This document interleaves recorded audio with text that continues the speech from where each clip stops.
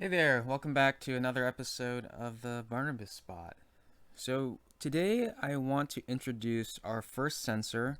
And again, this is from the expansion uh, little kit for the Barnabas Bot. So, you'll see that I have this button here on the screen. Okay, so this is a push button. You can press it here and you'll hear it click, and then you'll notice that it has two legs. Okay, two legs. Now, typically I use a four leg push button, but I find that the two leg button is kind of easier to explain, and so that's why we're going with the two leg button. All right, so let's go ahead and look at the whiteboard and talk about this a little bit so that we can learn how to use it. All right, so I have my button. I'm going to go ahead and draw our button here. Here's the push button part, and then we have two legs, one up here, and I'm going to draw one down there. I'm going to label these legs as A and B. Okay, and here's how it works. So whenever the button is not pressed, what happens is that A is not connected to B. So I'll draw a little chart here. Not pressed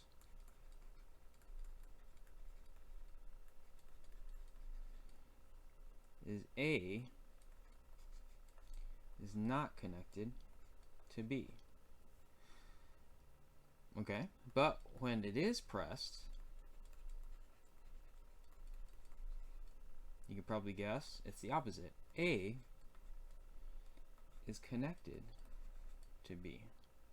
Okay, and that's how the button works. So when I press the button, all of a sudden, I'm going to draw a dashed line here, connects to B. And I called this thing a sensor.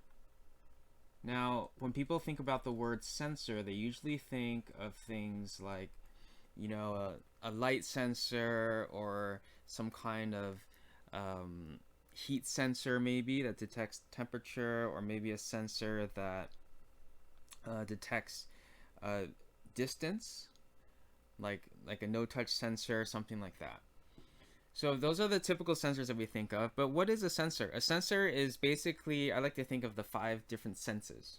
Okay, like there's see, there's touch, there's smell, there's hear. Okay, so what sense does the button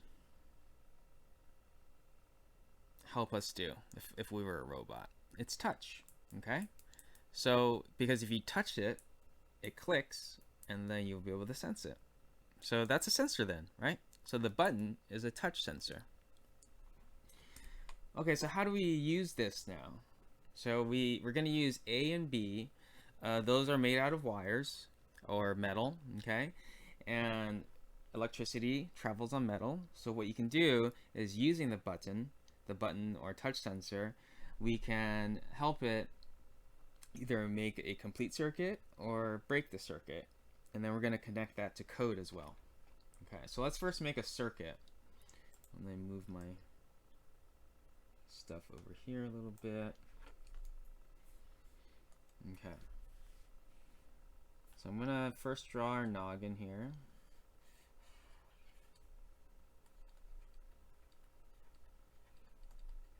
Okay.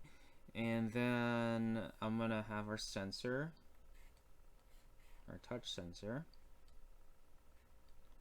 2 legs. I'll just put A and B. Okay. And then we're going to do this. We're going to connect a resistor up here.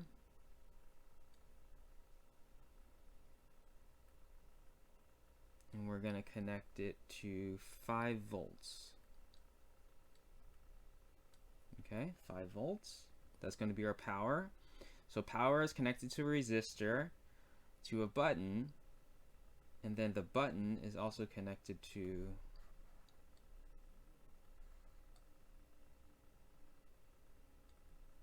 an LED. So plus and minus of the LED. The minus is going to be connected to G, and D. Okay? So let's think about how this thing's going to work. So we have a circuit here, but the tricky thing is that we have a button here. Okay, and if you remember how it works, when we press the button, what's going to happen? A connects to B. So when we press the button, we have electricity is going to be able to travel from the 5 volts to the A, and then when we press it, it'll be able to cross over to B, and then through the light back to G and D. So this is a complete circuit loop, and so the light would turn on whenever we press the button. But what happens when we don't press the button? Let's see. Undo. When we don't press the button, what happens is we have electricity trying to flow from the 5V, but then it gets stuck there, right?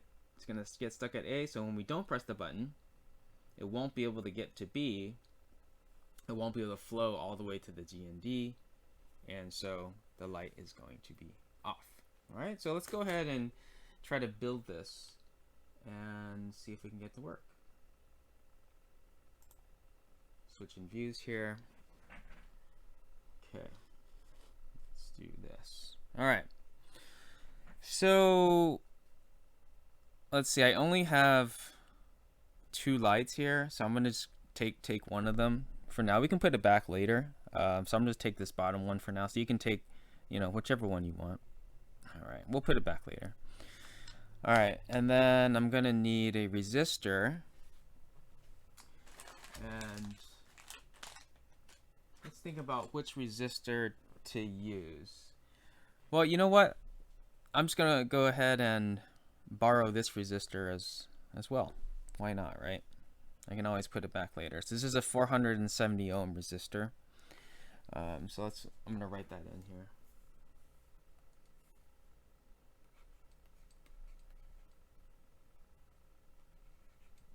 Okay. This is just for testing, so we could put it back later. All right, so I'm gonna take this resistor out. All right, there we go. And let's, you know what?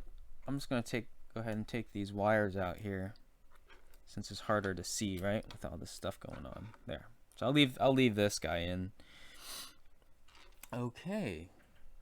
So let's go ahead and start making our circuit.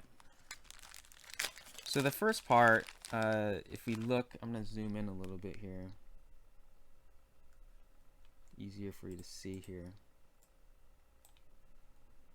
Okay. Let's start with the 5V. You see the 5V on the noggin? So let's get a red wire here. Okay. Let's find 5V. There's going to be a few of them. I'm going to go with this one here.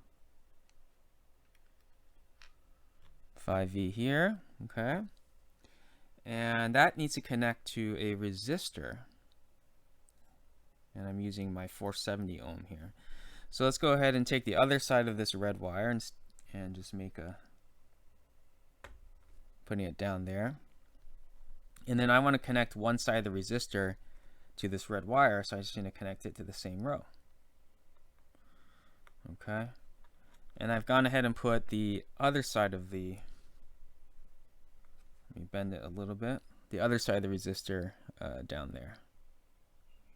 Okay, cool. So those are connected, and then let's now take my button here. We see that the other side of the resistor is connected to one leg of the button that I have labeled A up there.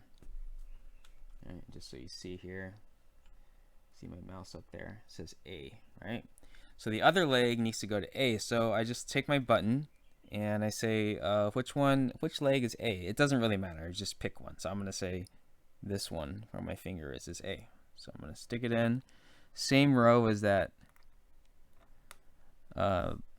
leg of the resistor, that second leg of the resistor. Cool. And then I notice here that the other leg of the button is a couple rows up. It's going to be important because we need to connect something to it. Okay, so the other leg of the button is B, and the B leg is connected to the plus of the LED. The plus of the LED. Here's my LED. The plus is the long leg here. So then I just take the long leg and stick it into that row. Okay, and then the short leg,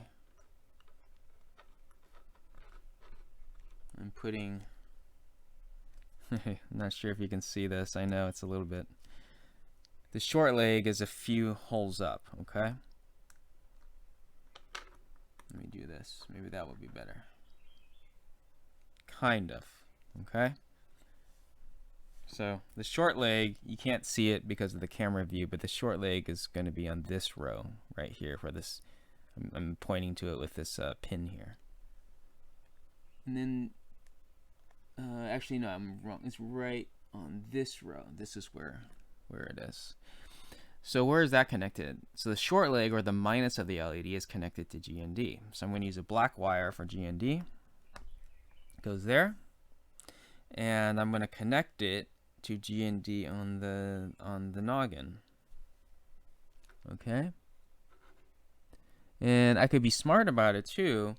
If I look at this black wire here for my other LED, this black wire is already connected to GND on the noggin, so I can just go into the same row over there. Okay, so if I press the button, it should turn on. It doesn't turn on. Why? Because it's not plugged in. Okay, so let me plug it in. Okay, press. Oh, this is from before, I think. Okay, yeah, that's from before. So ignore this. Let's press the button, and it turns on. Press on. There we go.